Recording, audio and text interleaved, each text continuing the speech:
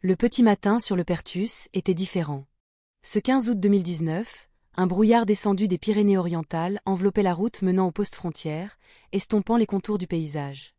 Les feux jaunes du portique de contrôle clignotaient faiblement, tels de petites torchées luttant contre l'obscurité d'une nuit qui refusait de céder sa place.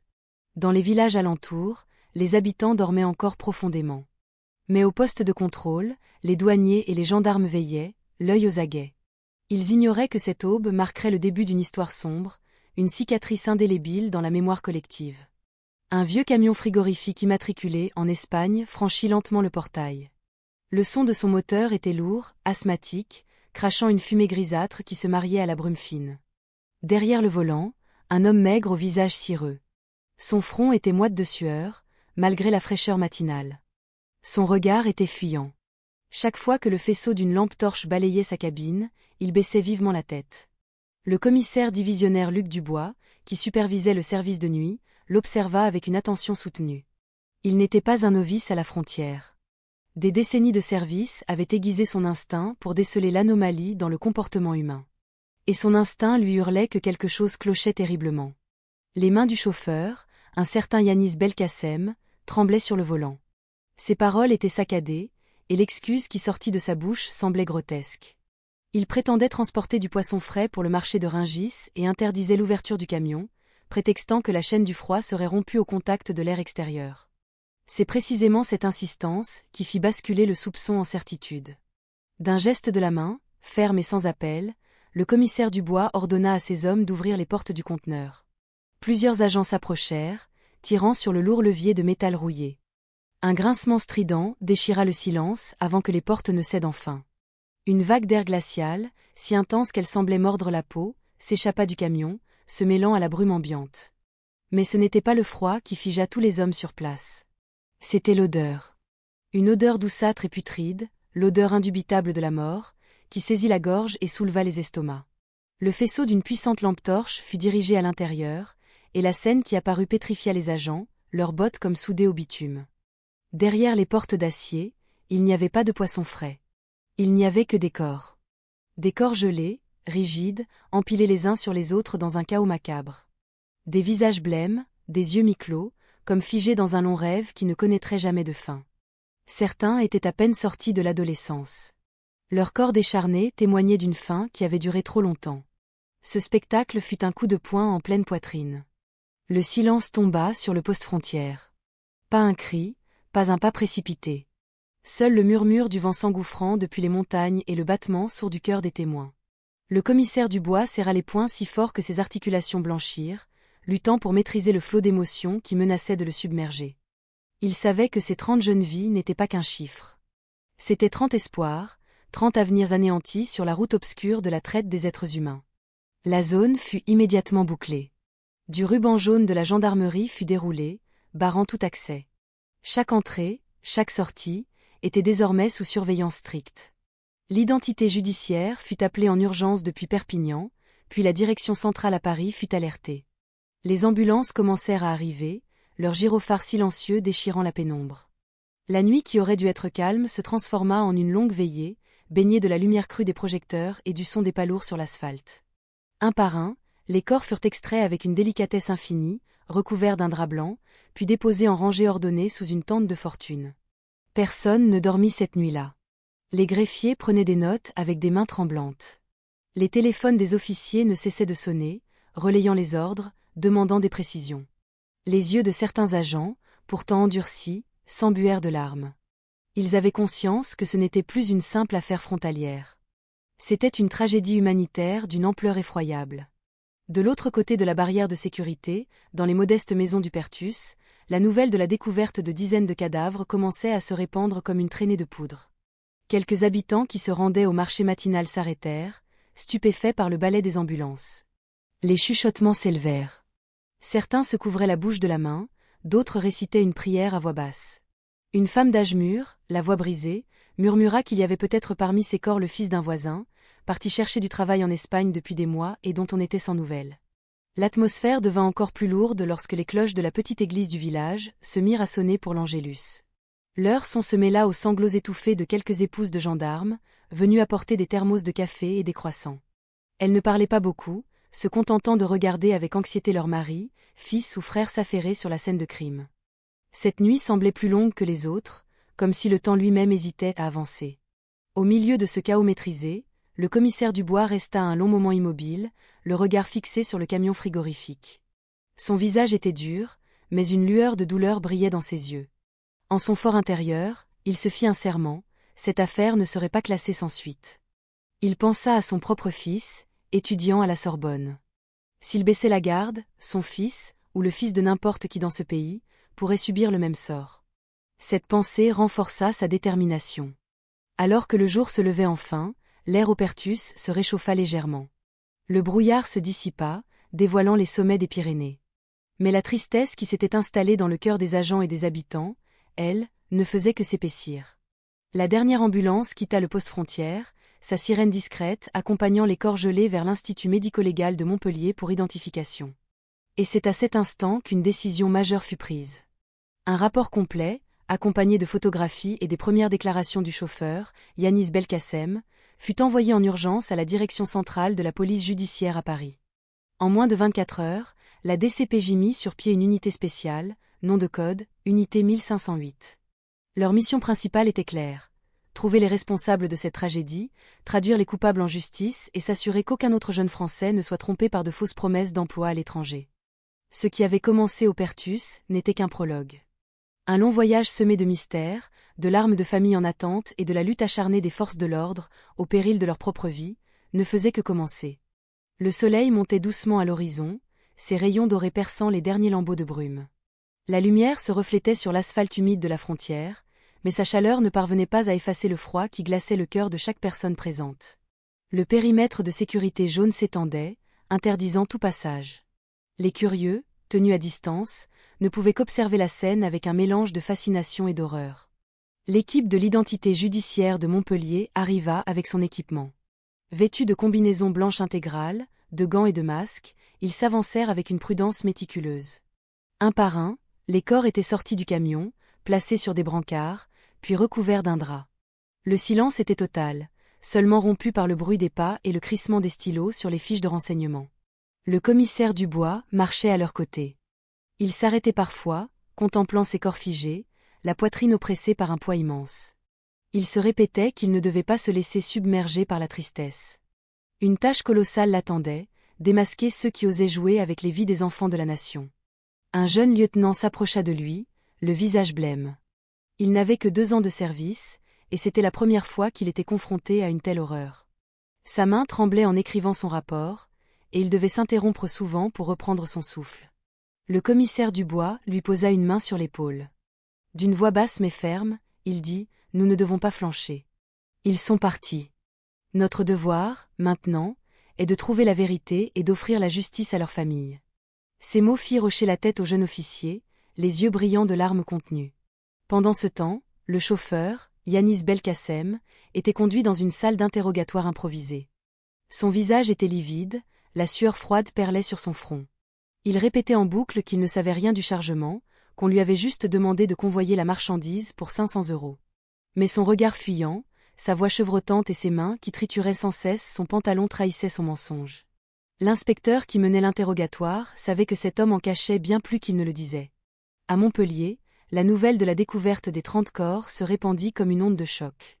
Les radios locales, les chaînes d'information en continu, les réseaux sociaux.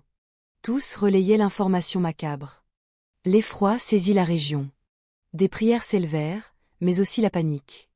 Des familles dont un enfant était parti travailler en Espagne sans donner de nouvelles affluèrent vers les commissariats et les gendarmeries, une photo à la main, espérant une réponse, même la plus terrible. En fin d'après-midi, le rapport complet arriva sur le bureau du directeur de la DCPJ à Paris, au 36, quai des Orfèvres. L'ambiance devint électrique. Les plus hauts gradés de la police judiciaire se réunirent dans la salle de crise. Leurs visages étaient graves.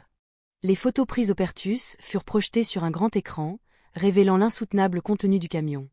Certains baissèrent les yeux, d'autres soupirèrent lourdement.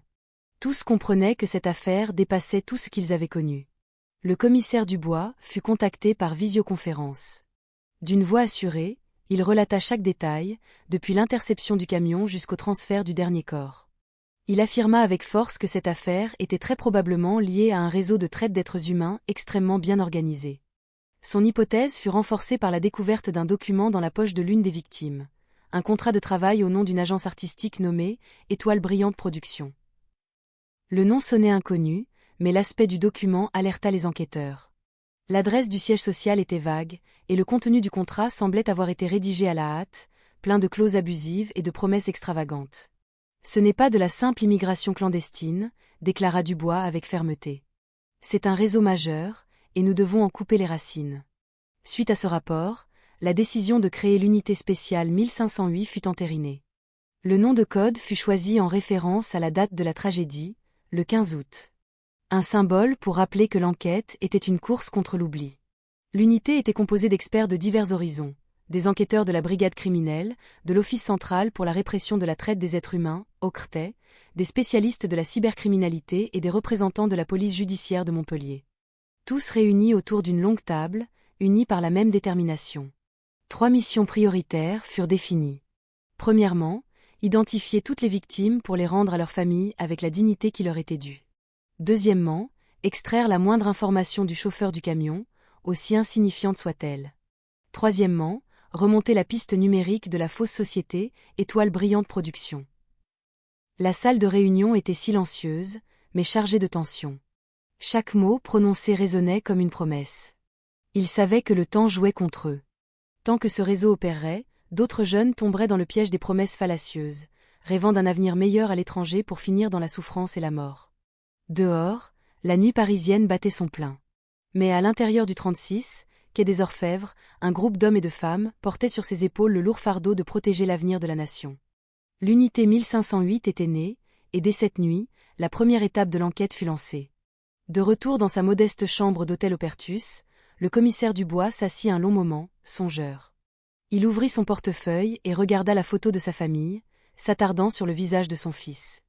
Il l'imagina, un instant, séduit par une fausse promesse, finissant dans un camion comme celui qu'il avait vu ce matin. Sa poitrine se serra à nouveau. Mais cette douleur fit naître une détermination encore plus féroce. Il se jura de ne pas s'arrêter avant d'avoir trouvé le cerveau de cette opération. Pas à pas, indice après indice. Cette nuit-là, alors que le brouillard redescendait des montagnes, la détermination des forces de l'ordre, elle, brûlait plus ardemment que jamais. La nuit rampait de nouveau sur le Pertus. La tente de fortune était toujours dressée près du poste frontière. Sous la lumière blafarde des projecteurs, les experts de l'identité judiciaire travaillaient sans relâche. Les corps gelés étaient examinés avec une minutie quasi religieuse. Pas de bruit, seulement le cliquetis des instruments chirurgicaux, le grattement des stylos sur le papier, et parfois le soupir las d'un agent luttant contre ses émotions. Un par un, les draps étaient soulevés pour l'identification. La plupart étaient si jeunes. La majorité avait entre 18 et 25 ans. Leur corps était maigre, les os saillants, des signes évidents de malnutrition. Certains portaient des ecchymoses sur les bras et le dos, des cicatrices anciennes. Un légiste murmura à son collègue, ces marques indiquent clairement qu'ils ont subi des violences avant. Sur une autre table, les effets personnels des victimes étaient inspectés. Des portefeuilles usés, des téléphones bon marché, des photos de famille écornées, quelques billets en euros froissés. Chaque objet était placé dans un sachet scellé. Les agents agissaient avec précaution, sachant que ces simples objets pourraient être le seul lien entre les victimes et les familles qui les attendaient. Au milieu des preuves, un enquêteur découvrit quelque chose d'inhabituel. Un petit sac en plastique contenant une feuille de papier pliée avec soin. Une fois dépliée, elle révéla un contrat de travail à l'entête de la société Étoile Brillante Productions. Le papier était chiffonné, l'encre un peu passée, mais le texte restait lisible. En haut de la page, des promesses mirobolantes, un emploi de danseur ou de mannequin en Espagne, avec un salaire mirobolant. Mais l'adresse du siège social était vague, Avenida Diagonale, Barcelona, sans numéro. Ce contrat laissa tout le monde perplexe. Le commissaire Dubois, qui se tenait près de la table, fixa le papier. Il sentit que quelque chose n'allait pas. Le logo de l'entreprise semblait flou, comme une impression de mauvaise qualité. La signature était illisible. D'un ton catégorique, il déclara à son équipe, « C'est la clé. C'est le fil qui peut nous mener au réseau qui se cache dans l'ombre. » L'information fut immédiatement transmise à Paris. Au siège de la DCPJ, les analystes de la cybercriminalité se mirent au travail. Ils tapèrent le nom de la société dans les moteurs de recherche. Des pages de réseaux sociaux apparurent, d'apparence luxueuse, avec des photos de scènes de concert, de projecteurs et de jeunes artistes souriants. Mais en y regardant de plus près, la supercherie était évidente. Les images n'étaient que des montages. L'une était tirée d'un festival en Belgique, une autre d'un concert en Italie, sur lesquels le logo « Étoile brillante » avait été maladroitement superposé. Les jeunes enquêteurs secouèrent la tête. Cette société n'était qu'une façade, un piège conçu pour attirer des jeunes de province rêvant d'une vie meilleure. Au Pertus, l'identification se poursuivait. Les médecins légistes notaient chaque caractéristique physique, taille, forme du visage, signes particuliers. Un jeune homme avait un petit tatouage sur le bras avec le nom de sa mère. Une jeune fille portait un bracelet en caoutchouc rose au poignet. Chaque détail comptait. Ils savaient qu'à des centaines de kilomètres de là, des familles attendaient dans l'angoisse. Les agents plus âgés pensaient à leurs propres enfants. Ils ravalaient leurs larmes, imaginant la douleur d'une mère apprenant que son enfant avait fini ses jours au fond d'un camion. L'atmosphère sous la tente était écrasante, mais personne ne reculait. Leur travail était un dernier hommage à ceux qui ne pouvaient plus parler. Dans un coin du poste, Yanis Belkacem était toujours en interrogatoire. La sueur inondait son visage malgré le ventilateur. À chaque question, ses réponses tournaient en rond. Il ne savait rien, il ne faisait que transporter. Mais la peur panique dans ses yeux le trahissait. Un enquêteur lui dit doucement, mais avec une intensité perçante, « Yanis, chaque minute de silence que tu gardes pour écouter d'autres vies. » Ces mots le firent taire. Il baissa la tête, n'osant plus regarder personne. La nuit s'avançait, mais le poste frontière ne connaissait pas de repos. À l'extérieur du périmètre de sécurité, quelques habitants veillaient encore, des bougies allumées en signe de deuil. Des mères priaient, serrant la photo de leur enfant parti depuis des mois. Leurs prières s'élevaient, déchirantes, dans le silence de la nuit. À Paris, l'unité 1508 se réunit à nouveau. Le faux contrat était au centre de toutes les attentions. Le chef de l'unité annonça que sa piste numérique serait explorée en profondeur. Chaque numéro de téléphone, chaque adresse e-mail, chaque compte de réseau social associé serait passé au crible. Rien ne devait être laissé au hasard. C'est de là que viendrait la première brèche. Le commissaire Dubois, en liaison vidéo, se sentit un peu soulagé. Il y avait enfin une piste. Mais il savait que le chemin serait long et ardu. Un réseau capable de traiter des êtres humains comme de la marchandise était forcément retors et prudent. Mais il était déterminé. Sous le ciel du Roussillon aux étoiles pâles, les prières des familles et la détermination des enquêteurs ne faisaient qu'un. D'une feuille de papier froissée trouvée dans la poche d'une victime, un nouveau chapitre de l'enquête s'ouvrait, levant lentement le voile sur le mystère de la traite des êtres humains. À Paris, dans une salle obscure du 3e étage du 36, quai des Orfèvres, la seule lumière provenait des écrans d'ordinateur. L'équipe de la cybercriminalité était alignée, les yeux rivés sur des lignes de code qui défilaient. Le nom « Étoile brillante production » avait été injecté dans leur système, et des centaines de résultats apparaissaient. À première vue, les pages de l'entreprise sur les réseaux sociaux étaient séduisantes. Des photos de scènes grandioses, de lumières colorées, et de jeunes souriants en tenue de soirée. Parmi les publications, des appels au casting au ton enjôleur, devenez le prochain top modèle à Barcelone, contrat de danseur à Ibiza, avec des salaires élevés, un logement gratuit et la promesse de la célébrité. Mais plus on examinait, plus la supercherie devenait évidente. Un jeune analyste zooma sur une photo de concert. Il découvrit que l'image provenait en réalité d'un festival de musique en Allemagne. Le logo « Étoile brillante » y avait été grossièrement ajouté. La couleur était différente, les lettres de travers. Les vidéos promotionnelles étaient tout aussi suspectes. La synchronisation labiale des chanteurs était décalée, les arrière-plans changeaient brusquement. C'était un montage amateur. Le chef de l'unité de cybercriminalité soupira. Ce n'est clairement pas une vraie société. Tout ce contenu n'est qu'un leurre pour attirer les victimes. Notre travail est de trouver qui est derrière l'écran. Grâce à des techniques d'informatique légale, les analystes commencèrent à tracer les comptes qui avaient publié les annonces de recrutement. Presque tous étaient des faux. Photos de profils volés sur Internet, noms d'utilisateurs aléatoires, numéros de téléphone prépayés qui changeaient constamment. Mais dans le monde numérique, aucune trace ne disparaît jamais complètement.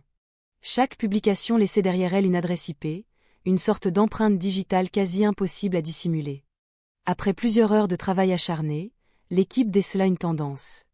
Plusieurs adresses IP revenaient systématiquement lors de la publication de nouvelles annonces. Étrangement, ces adresses ne provenaient pas d'Espagne, mais de France. Plus précisément, de la région de Marseille. Lorsque la carte numérique s'afficha, des points rouges apparurent à l'écran. Le premier provenait d'un cybercafé du 3e arrondissement de Marseille. Le second, d'une résidence HLM dans les quartiers nord. Cette découverte fit taire toutes les conversations. Le réseau n'opérait donc pas seulement de l'autre côté de la frontière, il avait des complices sur le territoire national. Ils avaient délibérément implanté des recruteurs à Marseille pour trouver des victimes, gérer les réseaux sociaux et piéger les jeunes crédules. Le commissaire Dubois, qui suivait le rapport en direct, resta silencieux un instant. Puis, d'une voix résolue, il dit « Nous avons trouvé la porte d'entrée. À partir de là, nous pouvons remonter la filière, qui recrute, qui organise, et où les victimes sont emmenées. » Pendant ce temps, à Marseille, la vie suivait son cours. Sur le Vieux-Port, les touristes se pressaient. Dans les ruelles étroites du Panier, les enfants jouaient bruyamment. Personne ne se doutait que dans un petit appartement des quartiers nord, quelqu'un passait ses journées devant un ordinateur à diffuser des promesses mortelles. Une équipe du service régional de police judiciaire, SRPJ, de Marseille fut immédiatement mobilisée. Ils se firent passer pour des clients dans le cybercafé, s'asseyant discrètement dans un coin, observant chaque personne qui entrait. Sur l'écran de leur ordinateur portable, l'adresse IP surveillée réapparut, indiquant que quelqu'un dans la pièce venait de publier une nouvelle annonce. Le cœur des policiers s'accéléra. L'homme qu'ils cherchaient était peut-être à quelques mètres d'eux. À Paris, l'équipe de cybercriminalité continuait de creuser. Ils identifièrent les heures de publication. Presque toutes les annonces apparaissaient le soir, entre 21h et minuit. Un créneau choisi pour cibler les jeunes consultant les réseaux sociaux, rêvant d'une vie meilleure et facilement séduits par l'appât du gain. Le chef de l'unité 1508 prit note de tout. Il décida de lancer 2 pistes d'enquête simultanées. La première consisterait en une surveillance physique à Marseille pour arrêter l'opérateur des comptes. La seconde serait de tendre un piège numérique en se faisant passer pour un candidat afin d'entrer en contact avec un recruteur. La nuit tomba sur Paris, mais dans les bureaux de la DCPJ, les écrans restaient allumés. Les analystes se relayaient, luttant contre le sommeil à grand renfort de café. Ils savaient que le temps était leur ennemi. Tant que le réseau serait actif, d'autres jeunes tomberaient dans le piège. Au Pertus, le commissaire Dubois retourna arpenter le poste frontière. Il regarda la forêt silencieuse, puis la route empruntée par le camion. Il murmura pour lui-même « Nous sommes sur votre piste. Qui que vous soyez, vous qui jouez avec des vies humaines, nous venons vous chercher. » Dans les villages de France, la nouvelle de l'enquête se propageait. Une mère à Limoges priait en serrant la photo de sa fille, sans nouvelles depuis 3 mois. Un père à Roubaix scrutait la rue chaque soir, espérant voir son fils réapparaître. Ces prières se joignaient aux efforts des enquêteurs, leur donnant la force de continuer. Ce soir-là, un rapport officiel fut envoyé. L'unité 1508 confirmait que la prochaine étape était d'agir sur les pistes numériques à Marseille. C'est de là que la chaîne de ce trafic sordide commencerait à se briser. Ce jour-là, la chaleur était écrasante à Marseille. Les rues du centre-ville étaient noires de monde. Le son des klaxons se mêlait aux cris des vendeurs à la sauvette. Au milieu de cette agitation, un jeune homme maigre, à la démarche hésitante, se dirigea vers l'hôtel de police de l'évêché. Ses vêtements étaient usés, ses cheveux en bataille, son visage d'une pâleur mortelle.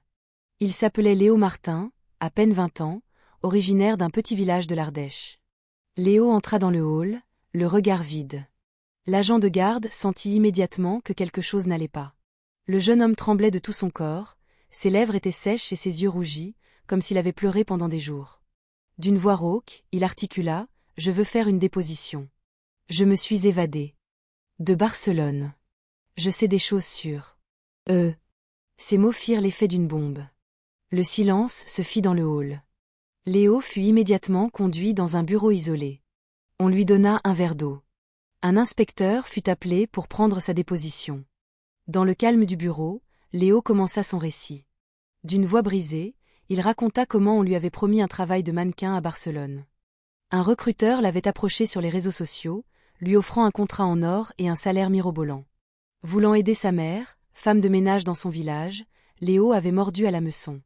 Il était parti plein d'espoir, avec un petit sac à dos et une photo de sa famille. Mais à son arrivée à Barcelone, le rêve vira au cauchemar. Au lieu d'un studio photo, Léo et des dizaines d'autres jeunes furent enfermés dans une grande maison aux fenêtres grillagées. Leurs téléphones furent confisqués, les portes verrouillées de l'extérieur.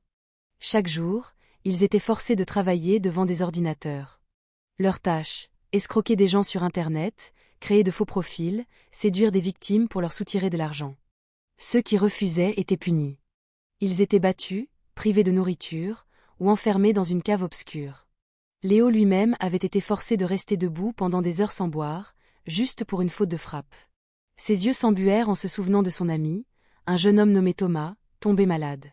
Pendant une semaine, il avait une fièvre terrible. Pas de médecin, pas de médicaments, seulement le regard froid des gardes. Un matin, Thomas ne se réveilla pas. Son corps fut traîné dehors. Léo ne le revit jamais. Son histoire glaça le sang des policiers présents. Certains serrèrent les poings, d'autres retinrent un juron. Ils comprenaient que le témoignage de Léo n'était pas une simple hypothèse, mais la preuve vivante de la cruauté de ce réseau. Léo sortit alors de sa poche une feuille de papier froissé. Elle était couverte de traits de crayon, des lignes simples formant le plan d'une maison. D'une main tremblante, il montra l'entrée, les fenêtres barrées, l'emplacement des caméras de surveillance, et la pièce où les victimes dormaient entassées. Il avait aussi marqué un petit bâtiment annexe où logeaient les gardes. Ce plan stupéfia les enquêteurs.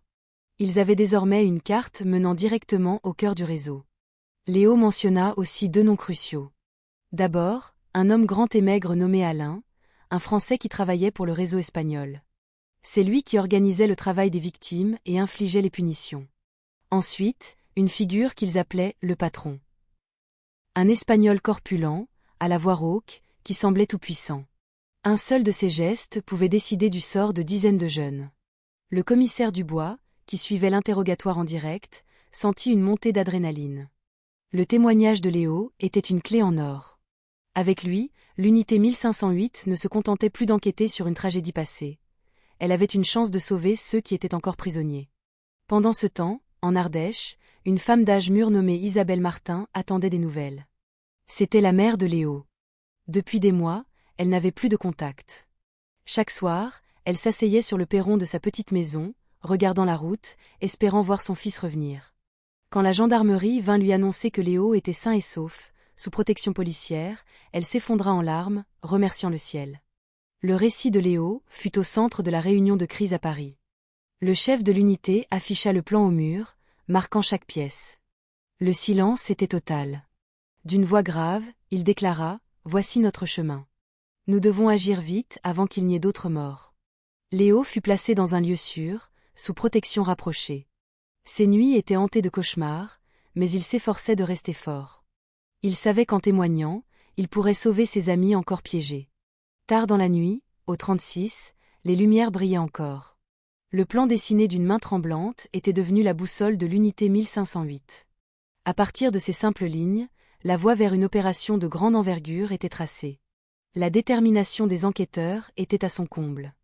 Ils ne chassaient plus seulement des coupables, ils menaient une course contre la montre pour ramener à la lumière de la liberté des jeunes gens enfermés dans les ténèbres. La salle de réunion du SRPJ de Marseille était sous haute tension. Au mur, une grande carte de la ville et de ses environs était parsemée de points rouges marquant le cybercafé et la résidence HLM. À côté, le plan de la maison dessiné par Léo. Toutes les preuves menaient à une seule conclusion, il fallait faire sortir le loup de sa tanière. Le commissaire divisionnaire Luc Dubois se tenait droit. Sa voix était profonde et assurée. Nous ne pouvons plus nous contenter d'attendre. Ils sont insaisissables, capables d'effacer leurs traces numériques. Nous devons leur faire croire qu'une nouvelle proie se présente. L'idée d'une opération d'infiltration fut proposée. Mais qui jouerait le rôle de l'appât ?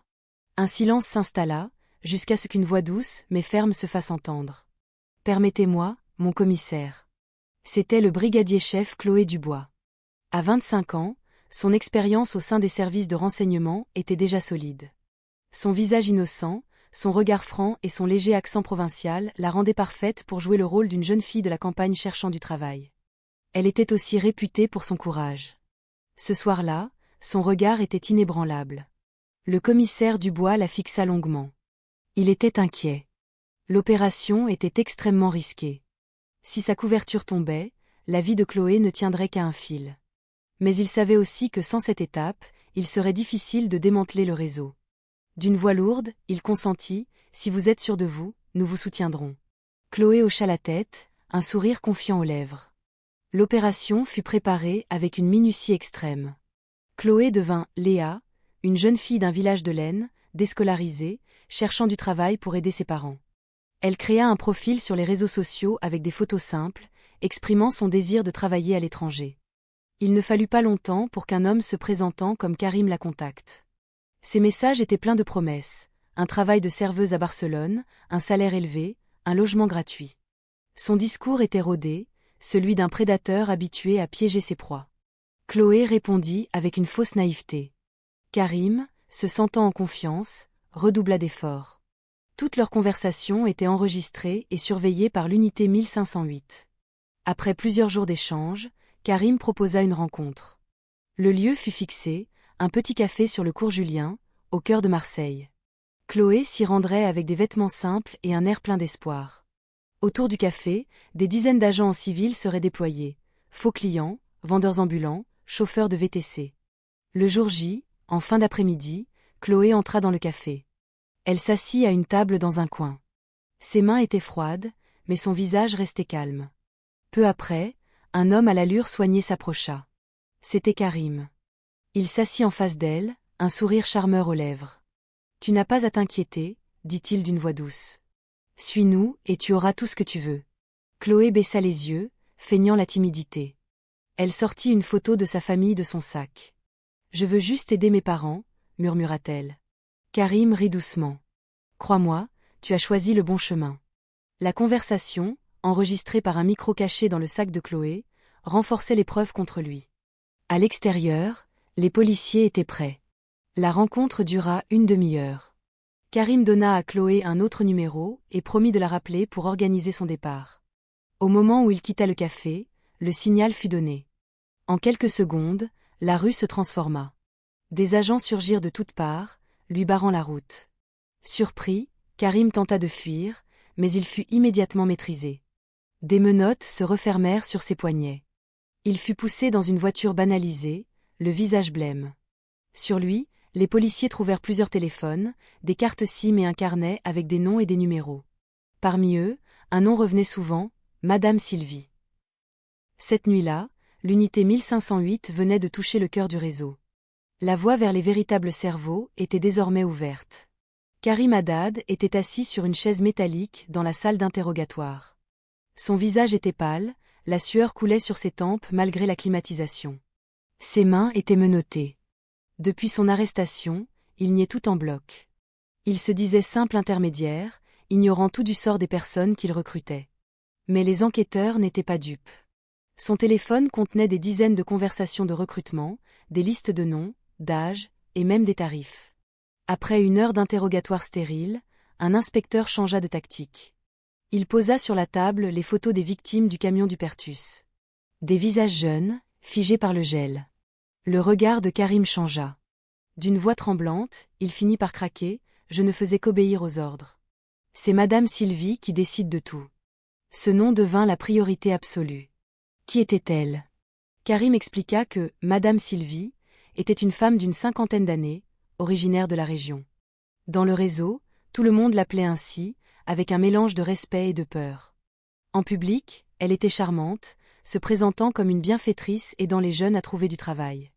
Mais en coulisses, elle était froide, calculatrice, et avait des connexions directes en Espagne. Karim avoua que chaque recrue lui était signalée. C'était elle qui organisait les départs, choisissait les itinéraires, et désignait les passeurs. La majeure partie de l'argent transitait par elle. Cette confession résonna fortement au sein de l'unité 1508. Tous les regards se tournèrent vers la carte de la région. Marseille était désormais identifiée comme la base d'une recruteuse majeure. Le commissaire Dubois ordonna une enquête immédiate sur cette femme. Les jours suivants, une équipe de terrain se fondit dans le paysage marseillais. Ils arpentèrent les marchés, les gares, les hôtels bon marché. Le nom de Sylvie Leclerc commença à émerger. Elle était connue comme une petite commerçante sur le marché de Noailles, vendant des tissus et des accessoires. Les gens la décrivaient comme une femme affable, toujours prête à rendre service.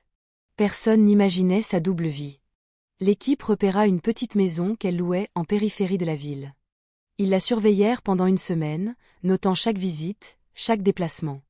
Une nuit, une information capitale arriva. Sylvie devait rencontrer quelqu'un pour lui remettre une liste de nouvelles recrues. C'était l'occasion à ne pas manquer. Au petit matin, le marché de Noailles grouillait de monde. Au milieu de la foule, Sylvie apparut, vêtue simplement, un grand sac en toile à l'épaule. Elle marchait d'un pas tranquille. Mais dès qu'elle s'arrêta pour rencontrer son contact, le signal fut donné. En quelques secondes, plusieurs agents se faisant passer pour des clients l'encerclèrent. Surprise, Sylvie tenta de fuir, mais toutes les issues étaient bloquées. Elle fut arrêtée sans résistance. Les commerçants alentour la regardaient, incrédules, se faire menotter. En salle d'interrogatoire, Sylvie Leclerc resta calme, un sourire narquois aux lèvres. Elle ne nia pas, mais tenta de minimiser son rôle. Je ne faisais qu'exécuter les ordres de mon frère en Espagne. Il s'appelle Alain. C'est lui qui contrôle tout. Et au-dessus de lui, il y a le patron. Cette révélation fit froid dans le dos des enquêteurs. Le réseau était bien une affaire de famille, encore plus vaste et structurée qu'ils ne le pensaient. Des noms clés en Espagne étaient enfin identifiés, Alain Leclerc et le patron. L'unité 1508 savait désormais que la prochaine étape serait la plus dangereuse. Ils n'avaient plus affaire à des recruteurs locaux, mais au cœur même du réseau à l'étranger. Cette nuit-là, dans la salle de réunion, la décision fut prise. L'unité 1508 allait préparer une opération transnationale. La salle d'interrogatoire du SRPJ de Marseille était glaciale cette nuit-là. Assise sur une chaise, Sylvie Leclerc gardait son calme, un léger sourire aux lèvres. Elle pensait pouvoir manipuler les enquêteurs. Le commissaire Dubois décida d'intervenir personnellement. Il posa devant elle les photos des 30 jeunes corps découverts au Pertus. Le sourire de Sylvie s'effaça. D'une voix basse mais chargée de menaces, Dubois dit « Ce ne sont pas des chiffres. Ce sont des enfants.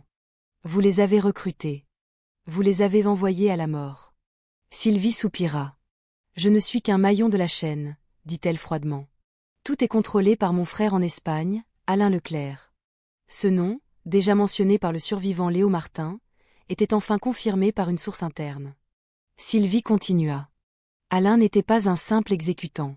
Installé à Barcelone, il avait bâti un réseau avec des groupes criminels locaux, se faisant passer pour un producteur de spectacles. C'est lui qui gérait la logistique, l'hébergement des victimes et leur exploitation. L'argent remontait jusqu'à lui, avant d'être en partie reversé au patron, une figure encore plus puissante. Les enquêteurs continuaient de la presser. Sylvie admit qu'elle transmettait chaque nom à Alain. C'est lui qui décidait du sort de chacun, qui serait séquestré, qui serait forcé de travailler dans les centres d'appel pour les arnaques en ligne. C'est aussi lui qui ordonnait les châtiments. Mais Sylvie était rusée. « Je peux vous en dire plus, » proposa-t-elle, « mais assurez ma protection. Je connais Alain. Il n'hésitera pas à éliminer quiconque le trahit. » L'unité 1508 était consciente du risque, mais le témoignage de Sylvie était trop précieux. Pour la première fois, un lien direct et prouvé était établi entre le recrutement en France et le réseau international. Quelques jours plus tard, une réunion au sommet eut lieu à Paris. Des représentants de la DCPJ, d'Interpol et de l'attaché de la police espagnole étaient présents. Sur un grand écran, les noms des suspects étaient affichés, Alain Leclerc et son supérieur, le patron Ricardo Vargas. Le chef de l'unité 1508 expliqua que pour démanteler ce réseau, une coopération internationale était indispensable. La délégation espagnole acquiesça. Eux aussi suspectaient depuis longtemps des activités criminelles à Barcelone, mais le réseau était trop habile, disparaissant à chaque tentative d'approche. Les preuves apportées par la France étaient la clé qui leur manquait. Pendant ce temps, à Marseille, l'arrestation de Sylvie fit grand bruit. Des familles de victimes affluèrent au commissariat, espérant des nouvelles. Léo Martin, dans sa planque, apprit la nouvelle. Un espoir nouveau naquit en lui. Il continua d'aider les enquêteurs, donnant des détails sur les habitudes d'Alain, sur les véhicules utilisés, sur la disposition des lieux. Le commissaire Dubois savait qu'ils approchaient du cœur du réacteur, mais aussi du plus grand danger. Alain n'était pas un petit malfrat. Il avait de l'argent, des hommes de main, et la protection d'un parrain craint de tous.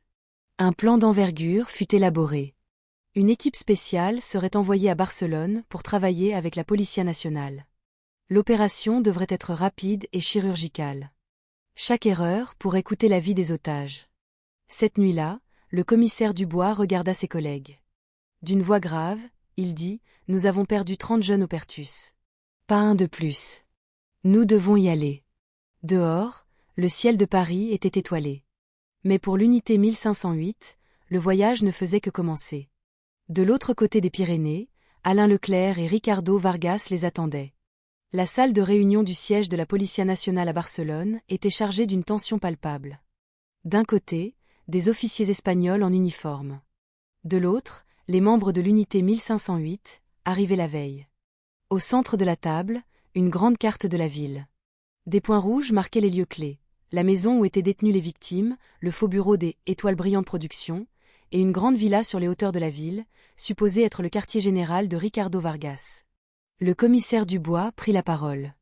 Il exposa la chronologie de l'enquête, du camion du Pertus jusqu'aux aveux de Sylvie Leclerc.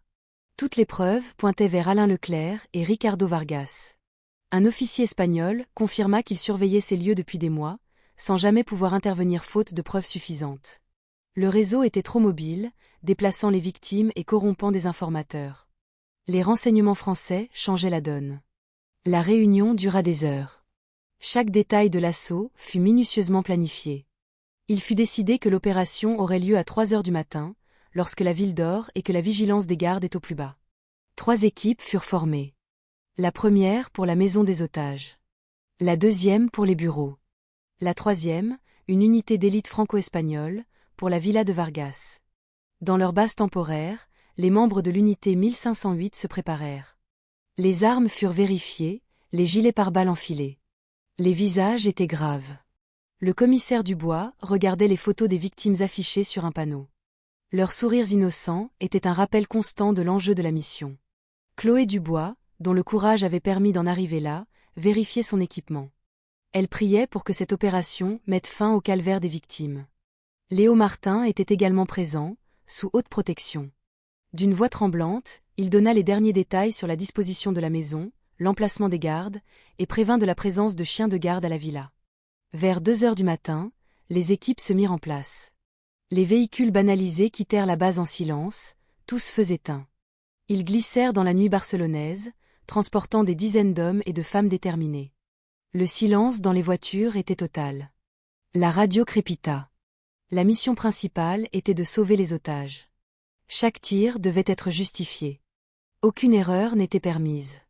À 3 heures précises, le signal fut donné. Les 3 équipes convergèrent simultanément vers leur cible. Dans la maison, des dizaines de jeunes étaient encore éveillés, certains pleurant en silence. Ils ne savaient pas que la liberté était à quelques minutes. Dans les bureaux, les ordinateurs tournaient encore, diffusant leurs mensonges. Et dans la villa de Vargas, des rires étouffés se faisaient entendre. Le « patron » se sentait intouchable, ignorant que son empire était sur le point de s'effondrer. Cette opération n'était pas seulement une question de justice. C'était une promesse. La promesse de ne plus jamais laisser de jeunes mourir de froid dans un camion. La promesse de les rendre à leurs familles. La promesse que les ténèbres, aussi profondes soient-elles, finiraient par céder face à la lumière de la vérité. À 3 heures du matin, le silence de Barcelone fut rompu. L'équipe Alpha se dirigea vers la maison de détention. Une petite explosion souffla la serrure de la porte en acier. La lumière des lampes torchées balaya la pièce où des dizaines de jeunes étaient entassés. Policia. Ne bougez pas. Les victimes, d'abord terrifiées, réalisèrent ce qui se passait. Des cris de soulagement et des larmes de joie éclatèrent. Les policiers les évacuèrent un par un, les enveloppant dans des couvertures.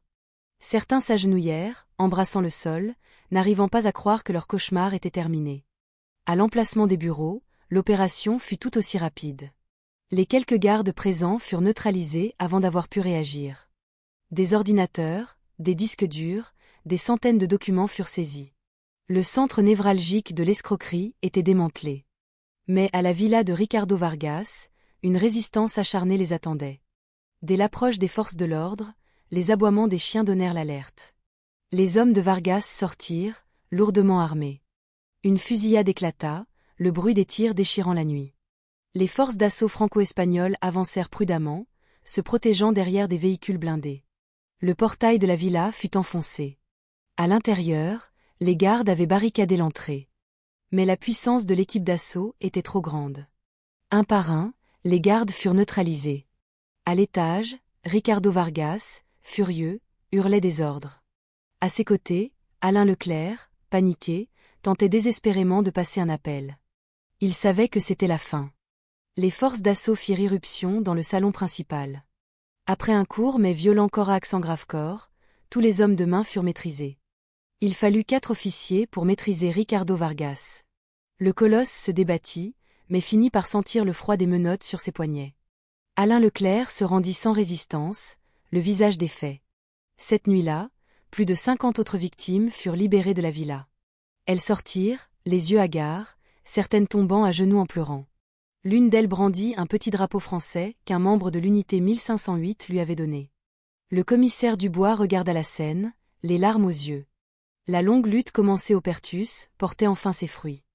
La radio grésilla, cible principale neutralisée. Toutes les victimes sont en sécurité. Opération réussie. Des cris de joie discrets s'élevèrent parmi les policiers. À l'aube, les véhicules quittèrent la villa.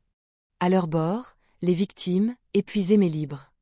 Ricardo Vargas et Alain Leclerc, eux, étaient emmenés sous bonne escorte, leur visage autrefois arrogant marqué par la défaite. Le ciel de Barcelone commençait à s'éclaircir. Pour les victimes, c'était la première lueur d'une nouvelle vie, après une nuit interminable de souffrance. L'aube sur Barcelone était différente ce matin-là. Au quartier général temporaire, une atmosphère de soulagement régnait. Les dizaines de jeunes libérés étaient rassemblés dans une grande salle. Les visages étaient pâles, les corps fatigués, mais les yeux brillaient d'un nouvel espoir. Des médecins et des psychologues s'occupaient d'eux, soignant les blessures physiques et les traumatismes psychologiques. Les récits étaient déchirants, les coups, la faim, la peur constante, les amis disparus. Le commissaire Dubois et les responsables de la police espagnole organisèrent le rapatriement. Le gouvernement français affréta un avion spécial. À leur arrivée à l'aéroport de Marseille-Provence, des centaines de personnes les attendaient. Des familles en larmes, brandissant des photos et des pancartes de bienvenue. Lorsque les rescapés franchirent les portes, des cris et des sanglots éclatèrent. Une mère serra sa fille dans ses bras, comme si elle ne voulait plus jamais la lâcher. Un père tomba à genoux, enlaçant son fils. Isabelle Martin, la mère de Léo, était là. En voyant son fils, épuisé mais vivant, elle courut vers lui. Leurs retrouvailles furent un long sanglot de soulagement qui émut toute l'assemblée. Les victimes furent ensuite conduites dans un centre spécialisé pour recevoir des soins et une aide à la réinsertion. Pendant ce temps, à Barcelone, la procédure judiciaire s'accéléra. Ricardo Vargas et Alain Leclerc furent incarcérés. Leurs visages, autrefois symboles de pouvoir, étaient maintenant ceux de criminels vaincus. Les preuves accablantes, témoignages, documents, données informatiques, ne leur laissaient aucune chance d'échapper à la justice. La nouvelle de l'opération fit le tour du monde, saluant une coopération internationale exemplaire. Mais pour le commissaire Dubois, le combat n'était pas terminé. Il savait que Vargas et Leclerc n'étaient que les têtes d'une hydre bien plus grande. Un soir, au bord du Vieux-Port, il regarda l'eau calme et se fit une promesse. Ce n'était pas la fin, mais le début d'une longue guerre contre la traite des êtres humains. Quelques mois plus tard, les procès s'ouvrirent simultanément à Marseille et à Barcelone. À Marseille, Karim Haddad et Sylvie Leclerc firent face à leurs juges. Les témoignages des familles des victimes de l'Anticon furent poignants. Karim, en larmes, avoua ses regrets. Sylvie tenta de rejeter la faute sur son frère, mais les preuves de son rôle central étaient irréfutables. À Barcelone, le procès de Ricardo Vargas et d'Alain Leclerc attira les médias du monde entier. Les rescapés témoignèrent, leurs récits glaçant la salle d'audience. Vargas resta muré dans le silence, tandis qu'Alain s'effondrait en pleurs. Le jour du verdict, les tribunaux étaient bondés. À Marseille, le juge commença par le cas de Karim Haddad. Reconnu coupable de traite d'êtres humains, il fut condamné à la réclusion criminelle à perpétuité. Des cris de soulagement fusèrent dans la salle. Vint le tour de Sylvie Leclerc. Le juge détailla son rôle de cerveau du recrutement en France, sa cruauté et son absence de remords. Le verdict tomba, implacable, réclusion criminelle à perpétuité, avec une période de sûreté de 22 ans. Sylvie ferma les yeux, son masque de froideur se brisant enfin. À Barcelone, l'ambiance était tout aussi électrique. Alain Leclerc fut le premier à être jugé. Pour son rôle de tortionnaire et de chef des opérations, il fut condamné à la réclusion à perpétuité. Puis, ce fut le tour de Ricardo Vargas. Le juge le décrivit comme le chef d'un réseau criminel responsable de la mort et de l'asservissement de centaines de personnes. Le verdict, attendu par tous, fut prononcé, Prison permanente révisable, la peine la plus lourde du droit espagnol, équivalente à une perpétuité réelle. Un tonnerre d'applaudissements et de larmes de joie secoua le tribunal. La justice était rendue. Les familles des victimes, en France comme en Espagne, purent enfin commencer leur deuil. L'histoire du camion du Pertus devint un symbole, un terrible rappel de la cruauté humaine, mais aussi une preuve que face à l'horreur, la détermination et la coopération peuvent faire triompher la justice. Le commissaire Dubois, lui, savait que d'autres